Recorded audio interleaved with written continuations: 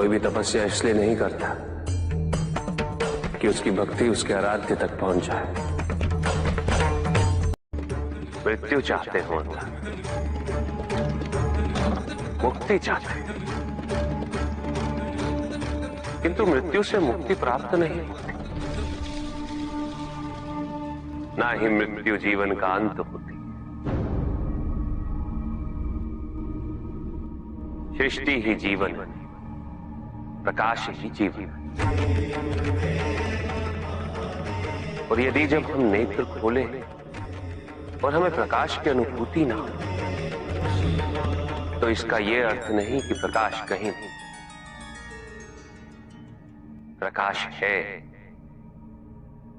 आवश्यकता है तो अपने नेत्र खोलकर अंधकार के परे दे दे। यदि इस संसार में उन्नति तभी संभव है जब इस संसार में समानता हो, बराबरी। यदि कोई सर्वशक्तिशाली ही नहीं रहेगा तो कोई निर्बल नहीं होगा। यदि कोई बड़ा नहीं होगा तो कोई छोटा ही नहीं रह पाएगा। शक्ति के इस संतुलन को संतुलित रखना अनिवार्य है, क्योंकि ईर्ष्यापूर्ण प्रवृत्ति व्यक्तिगत होती है। वो केवल अपने स्वार्थ, अपने उद्धार तक ही सीमित रहती है। ईर्ष्या ही वो विष है जो व्यक्ति के हृदय में ना हारने की महत्वाकांक्षा को जन्म देती। जीतने की इस व्यवस्था से ग्रसित मनुष्य धर्म अधर्म, न्याय अन्याय, उचित अनुचित का ज्ञान भूल जाता है।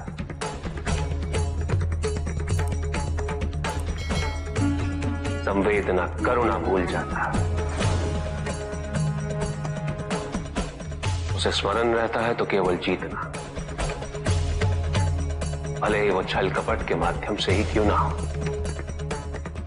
एक असुर था, एग्रिप। एक दिन वो ब्रह्मलोक गया।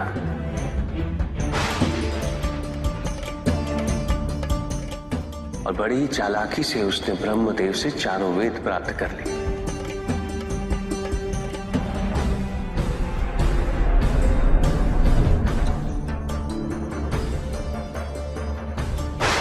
और जाके समुद्र में छुप गया, क्योंकि सारा ज्ञान वेदों में निहित है। इसीलिए संसार से सारा ज्ञान चला गया। जब अज्ञानता का अंधकार फैलता है तो अधर्म बढ़ने लगता है। भगवान विष्णु सब देख रहे थे। उन्हें ज्ञान था कि शीघ्र पृथ्वी लोक पर प्रलय आने वाला है। एग्रिप के साथ चारों वेद भी लुप्त होने का भय था। ब्रह्मदेव सृजन करता है। वेदों के अभाव में पुनर्जन्म की प्रक्रिया को पुनर्स्थापित करना अत्यंत कठिन। इसीलिए एग्रिप से उन वेदों को पुनः प्राप्त करना अनिवार्य था। तो भगवान विष्णु ने क्या किया? भगवान विष्णु ने एक मत्स्य रूप धारण किया। वो एक मछली बने और नदी में उतरे।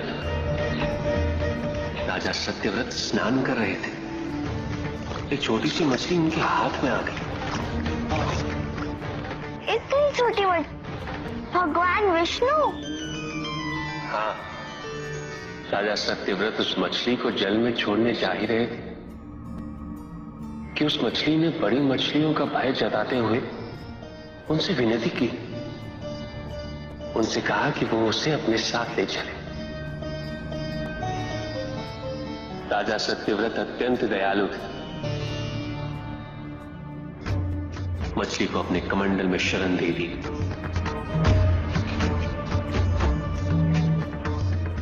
और अपने महल में ले गए। किंतु रात भर में मछली इतनी बड़ी हो गई कि कमंडल में रह पाना उसके लिए संभव ही नहीं था। और उसका बड़ा आकार देखने के पश्चात राजा सत्यव्रत ने उसे कमंडल में से निकालकर एक मटकी में डाल दिया। मटकी में डालने के पश्चात उसका आकार पुनः बड़ा हो गया। तो राजा सत्यव्रत ने उसे मटकी में से निकालकर एक सरोवर में रख दिया।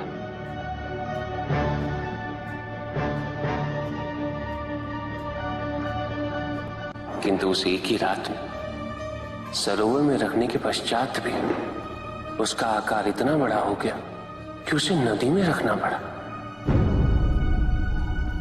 किंतु नदी में रखने के पश्चात भी उसका आकार पुनः बड़ा हो और इतना बड़ा हो गया कि यदि उसे महासागर में नहीं रखा जाता तो उसकी मृत्यु निश्चित थी। राजा सत्यव्रत उसे महासागर की ओर ले गए।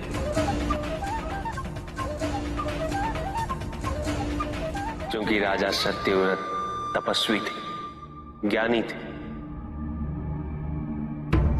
उन्हें आभास हुआ कि ये कोई साधारण मछली नहीं, ये स्वयं साक्षात भगवान विष्णु ही है।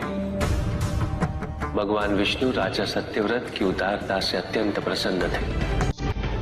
इसीलिए उन्होंने राजा सत्यव्रत को मत्स्य रूप धारण करने का कारण बताया। साथ ही उन्होंने सत्यव्रत से कहा कि आज से 7वें दिन प्रलय आएगा, समस्त पृथ्वी जल में समा जाएगी। किंतु आप सप्तऋषियों के साथ साथ अनाज, वनस्पति व अशुद्धों की प्रत्येक प्रजाति के बीज और प्रत्येक पशु का एक एक जोड़ा लेकर एक विशाल नौका में सवार होकर मेरी प्रतीक्षा कीजिएगा। केवल एक ही स्थान ऐसा होगा जिसकी ऊंचाइयों को जल छू नहीं पाएगा। मैं लौटूंगा और आपको वहां लेके चलूंगा। ऐसा कौन सा स्थान था? हिमालय पर, अर्थात तुम्हारी माता के पिता हिमावत। फिर क्या हुआ? ऐसा कह के भगवान विष्णु समुद्र में चले गए और अपने मत्स्य रूप में उन्होंने हिग्रीव को ढूंढ निकाला। उस दुष्ट का वध करके वेदों को पुनः प्राप्त कर लिया। तो क्या प्रलय आया? हाँ, ठीक 7वें दिन। किंतु भगवान विष्णु के आदेश अनुसार राजा सत्यव्रत एक विशाल नौका में उनकी प्रतीक्षा कर रहे थे। तभी विष्णु जी एक सींग वाली विशाल स्वर्ण मत्स्य रूप में प्रकट हुए। नौका को मत्स्य से बांधते हेतु सर्पराज वासुकी का प्रयोग किया गया और विष्णु जी ने अपने वचन अनुसार उन सबको हिमालय तक सुरक्षित पहुंचाया, ताकि प्रलय के पश्चात वेदों के आधार पर संसार पुनः बसाया जा सके।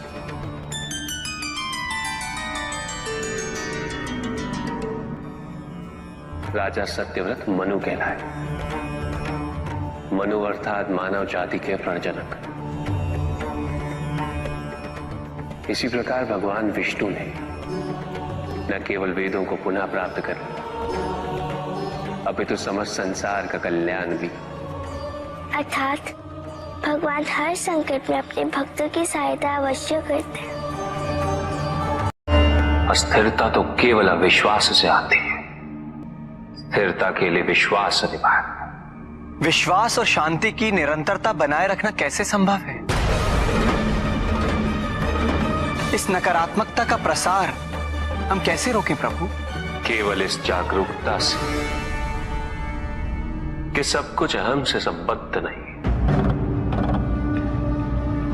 जब भी किसी व्यक्ति के कार्य में अहम भाव प्रबल हो